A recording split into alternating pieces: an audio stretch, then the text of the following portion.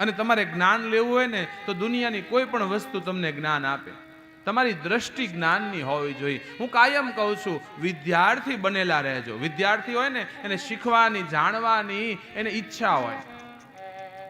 તમને જાણવાની ઈચ્છા હોય, શિષ્ય બનશો તો ગુરુ ગમે ત્યાંથી તમને મળવાના. શિષ્યની પાત્રતા કેળવજો.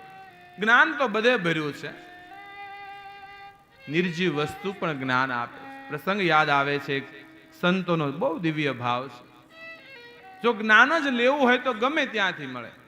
આપણે ત્યાં હવે તો આ મોબાઈલ આવતા બધું વયું ગયું. આપણે ત્યાં પહેલા રમતની અંદર એક રમત આવતી, ચોપાટ, સોગઠાબાજ.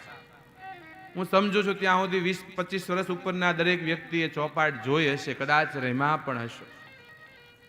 ચોપાટ રેમા છો તમે?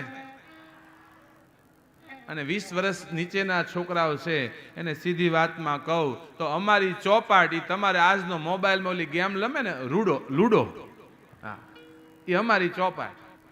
હવે તમારી મમ્મીને મોતીની ભરવાની નવરા નથી એટલે મોબાઈલમાં આપી દીધી છે.